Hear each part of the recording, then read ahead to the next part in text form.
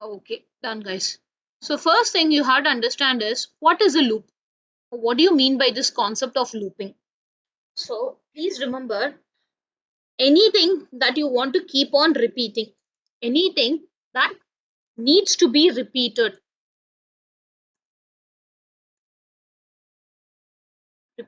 again and again.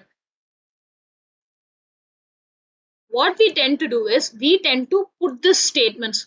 So, whatever things that you need to keep on repeating again and again, we tend to group all these things together and put it inside a loop. We are going to put this inside a, so that is what the concept of looping is. That is, anything that needs to be repeated is what we call as a loop. Say for example, okay, say for example, I have one of my favorite songs. Okay, I want to put that song in a loop. You know, in YouTube, I don't know how many of you have seen it, there is an option called as loop. So if you want the same song to be playing again and again and again and again, so what we do is we put that in a loop. So the same thing will keep on repeating again and again the same manner. So that is what we are also going to do in our concepts. So when we want to repeat something again and again, then we call that, or we call that functionality as a looping. We call that functionality as looping. Say for example, okay, say for example, simple example. Now that I'm learning Python, I started liking Python a lot. Okay, I started loving the language. I feel it is very easy to understand. Okay, I feel the syntax is very simple. It is not very complicated and all. It is just like normal English. I can write the code. So what happens is like I started liking the language so much. So I want to write a program such that it has to print. Okay, it has to print. I love Python. Okay, this has to be printed 100 times. I want in the output stream to keep on printing I love Python, I love Python. This has to keep on going, say some 100 times or 500 times or 200 times, whatever, how many ever times you want to repeat that. So, normally, how will we do that? Whatever you want in an output stream, so whatever you want to get as a result, we used to put that inside the print statement. No doubt in that. Okay, so here also we have to put it inside a print statement only. But then, how many print statements you will keep on writing like this? I said I want to print it 100 times. Let us take a minimum value. So 100 times you will keep on writing the statements like this. 100 print statements in a program.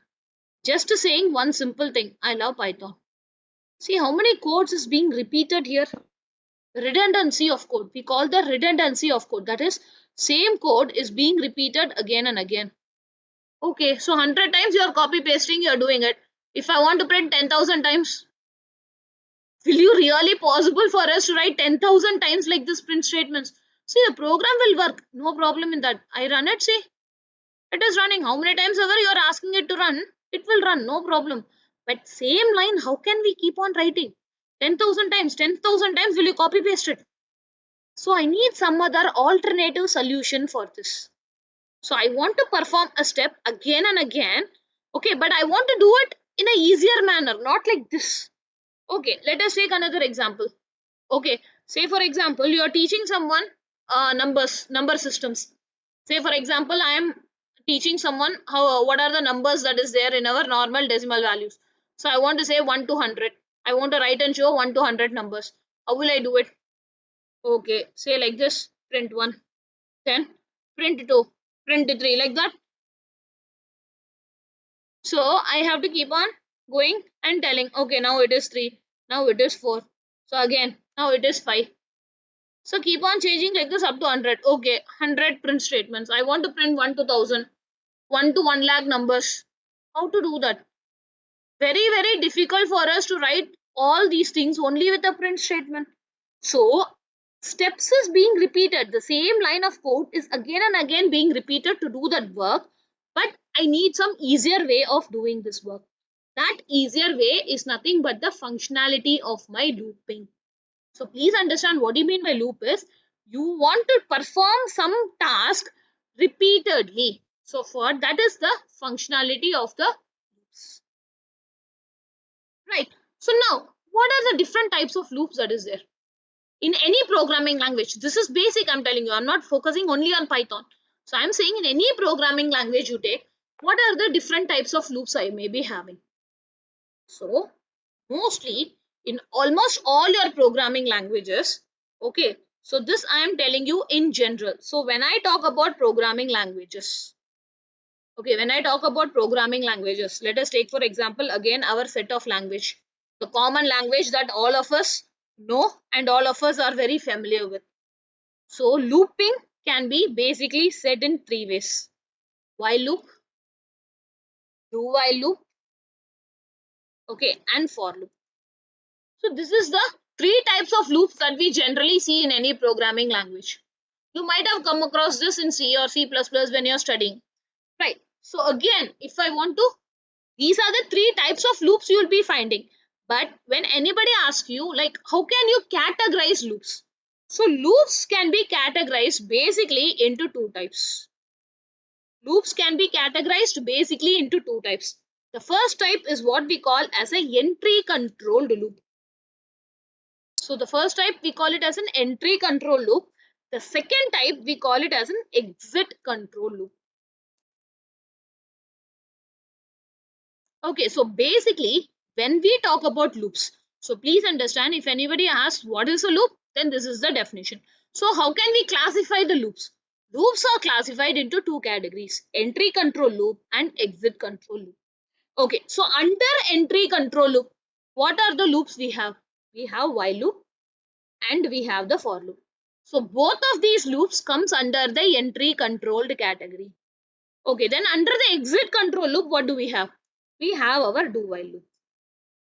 So do while loop comes under the exit control category. Superb. Now what is this entry control? What is this exit control? What do I mean by this? So basically I know one thing. Looping means what? Something is going to keep on getting repeated. Okay, something is going to be repeated again and again. That is nothing but my loops. Okay, so how is the entry controlled loop going to happen? Please understand. First, my condition will be checked. First, condition checking. Okay, then if the condition is true, okay, if the condition is true, body of the loop is executed. Body of the loop gets executed. Executed how many times? Only once. Okay, only once.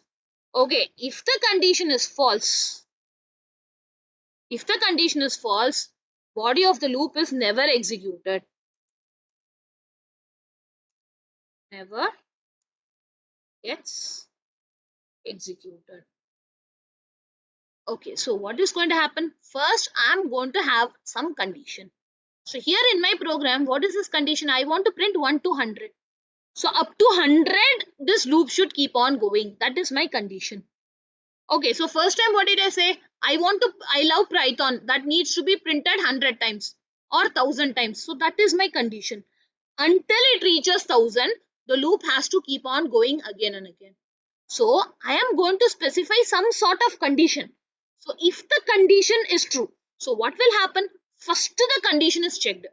So what is the first step that is going to happen is, whenever in an entry control loop, first the condition is going to be checked. If the condition is true, then what do you mean by the body of the loop? Body of the loop is nothing but the statement.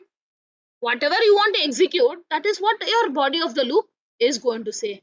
So it's going to get executed once. First time it will get executed. Then again your condition is going to be checked.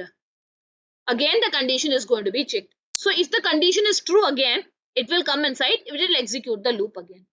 So the body of the loop is going to get executed again and again until the condition is true. Until the given condition, until the given condition remains true. So please understand this. What is going to happen? First the condition is going to be checked, and if the condition, whatever the condition they are checking, if the condition is true, then it will come inside the loop, the body of the loop, that is nothing but the statement. So in our case, printing this one, printing this two, this is our statement. So the statement is going to get executed. So how many times it is going to get executed? It is going to get executed again and again, and every time Okay, first it will execute it one time, then it will check the condition. So if the condition is true again, it will go inside, it will execute it again. Then it will check the condition. So this is going to keep on getting repeated until the condition remains true. So until the condition is true, this step is going to keep on getting executed again and again. Once the condition becomes false, okay, once the condition becomes false, the loop will stop its execution. So once the condition becomes false, loop will stop its execution.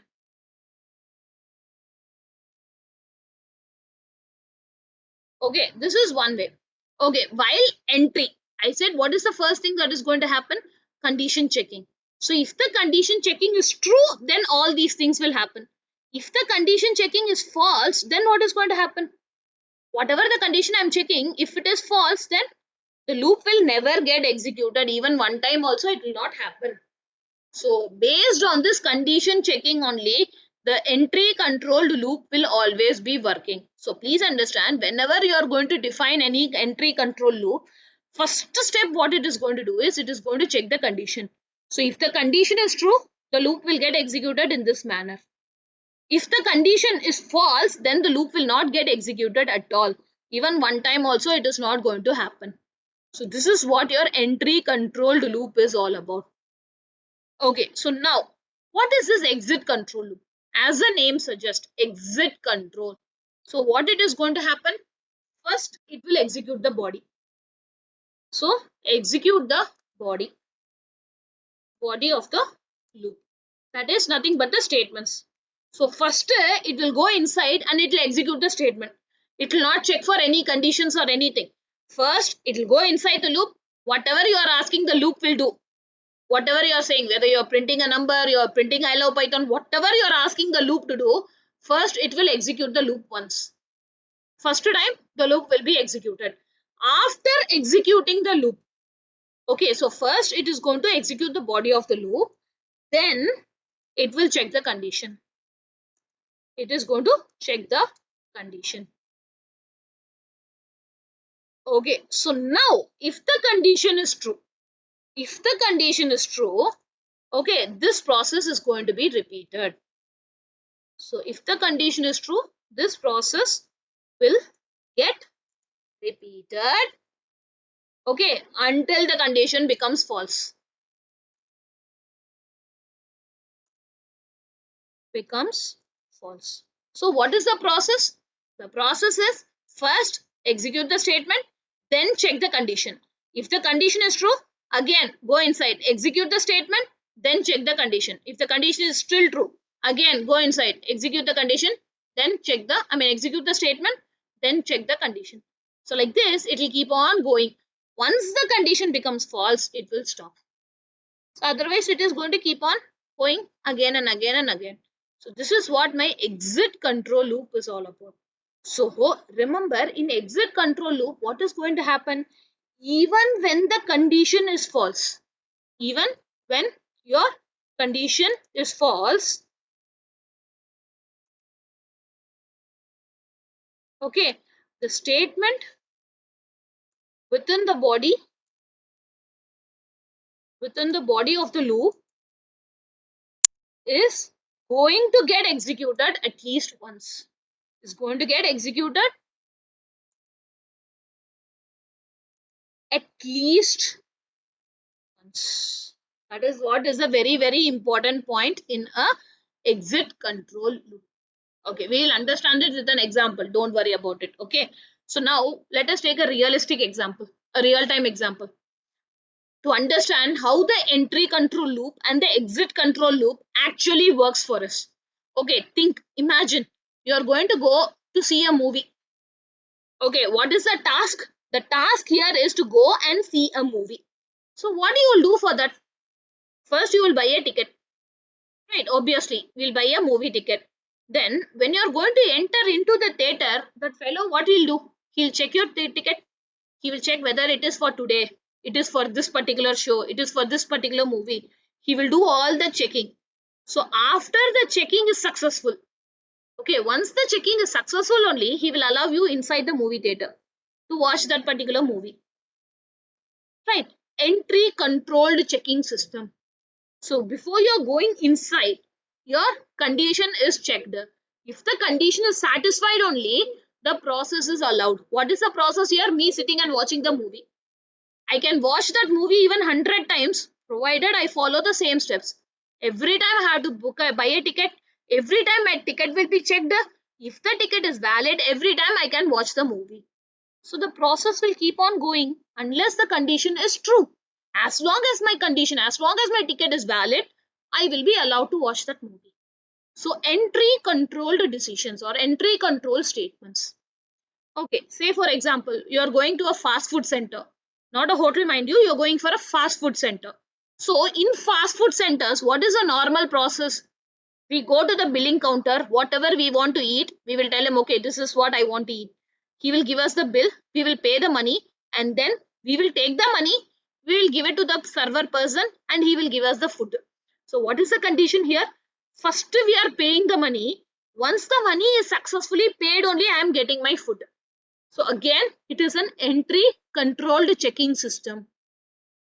Imagine the same process. Imagine the same process. You are going to a restaurant. So, what is the advantage of a restaurant? You go there, you sit relaxed, they will give you a menu card. You can go through that menu card. Okay, and then the server will come. Okay, what do you want to eat? You will order the food, you will eat the food. So, after eating the food, only the person will give you the bill. Then, if you have money, okay, well and good. If you don't have money, nothing can be done, right? So exit controlled loop. So when is the condition is checked? What is the condition here? Whether do you have money or not? That is my condition. For me to do the process of eating, I should have the money. But where is this condition being checked? At the end of the process. So I will order the food, I will eat the food happily. Okay, no problem. After that only I have to worry whether I have the money to pay for my food or not. So it is an exit controlled situation. So these are the two types of loops. Normally, in any programming language you take, we will be facing these two loops. One is an entry control situation, the other one is an exit control situation. Okay, and again, normally in any programming languages, these are the three types of loops we have, and this is how it is going to be categorized. Right, so what is different in Python? Python has one great advantage. Python do not have, what it does not have, it does not have an exit control loop. In Python, I don't have an exit control loop. That is no to while.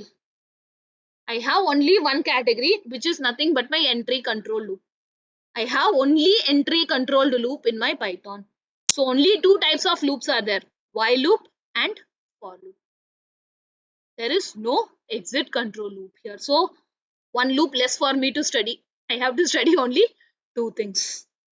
Right. So this is basically what is a loop. How is a loop being categorized in all our regular programming languages, and what is the speciality of Python. Right. So having said this, so what is the next thing what you have to understand? So I said we have only entry control loop. So I have only entry control loop, that is nothing but while and for.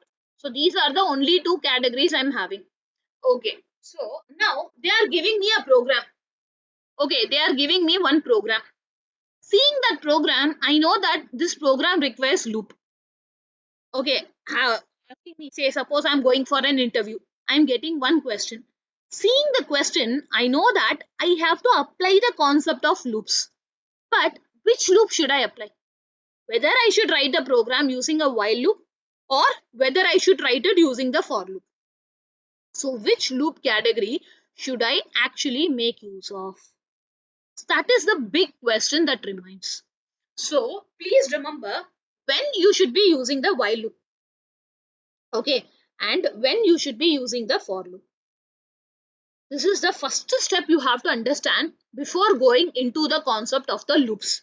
So please understand, whenever you are aware, whenever you are aware, okay, of the number of times. So number of times the loop is going to get executed.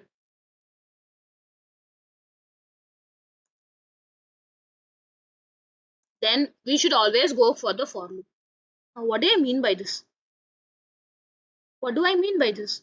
So, whenever you are aware of the number of times, how many times my loop is going to get executed, if I know that, then definitely I have to go for the for loop. Again, as I said, what do I mean by this is, say for example,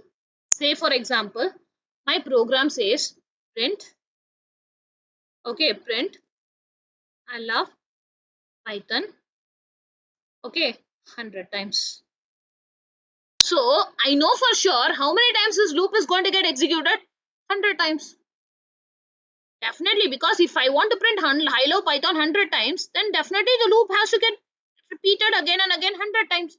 So this is what I said. When you are aware of the number of times, so how many number of times the loop has to get executed? If I am aware of it before entering the program, then it is always best practice for us to go for the for loop. Say for example, I am saying print natural numbers, natural numbers from 1 to 1000. This is my program. This is the program I'm giving you. So, what do you mean by natural numbers? 1, 2, 3, 4, 5, 6, 7, 8. That is nothing but my natural numbers. So, I'm saying print natural numbers from 1 to 1000. So, I know for sure this loop is going to run 1000 times.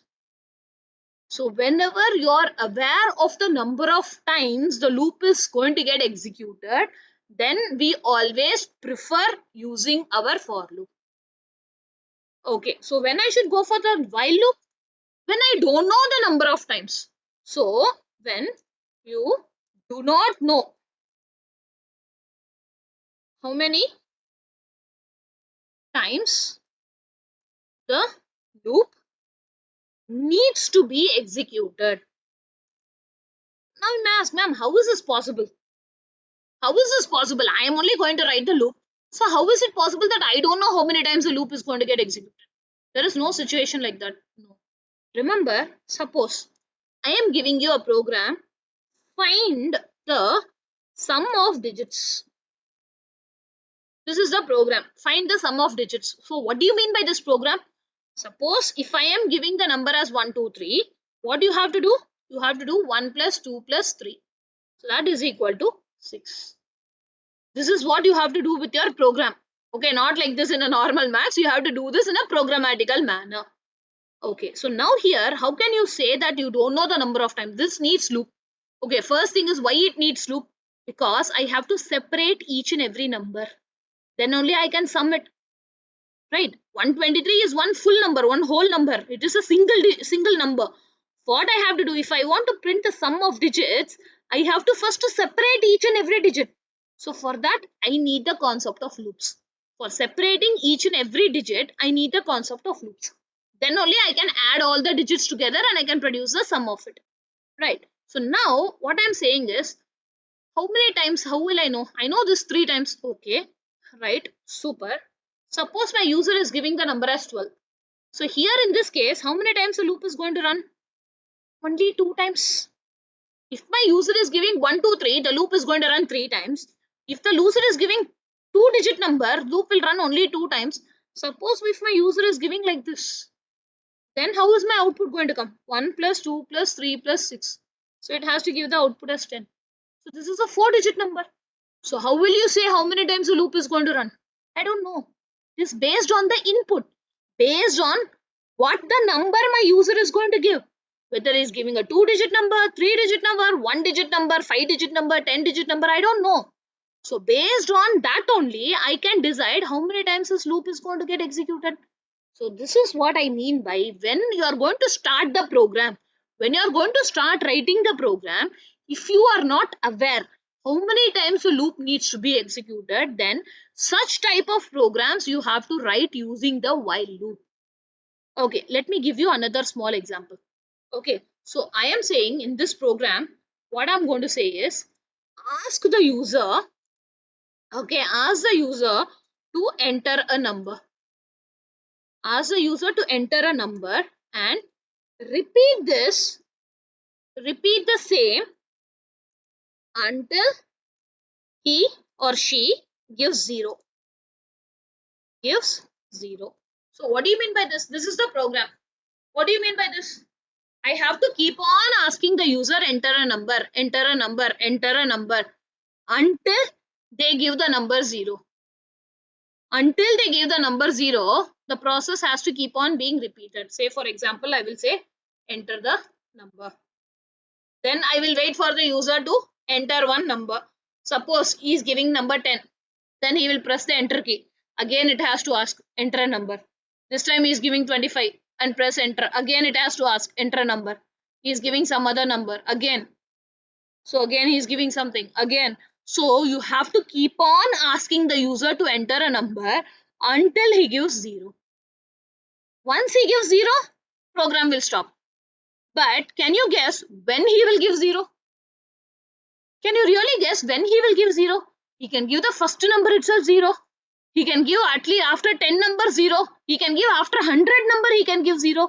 So there is no way of me knowing when the user will enter the number 0. So I have no idea how many times I have to keep on asking him. No, I don't know. So such type of loops only you will always write using the while loop. So please understand this very clearly. Once this clarity comes, then we can go into the syntax and how you are going to do it, and all those stuffs will automatically come. So remember, what is that we are going to do? So when we are writing a program, when we come to know the program needs to be using the concept of looping, then which type of loop I have to use? That is the first and the foremost step what you need to be doing.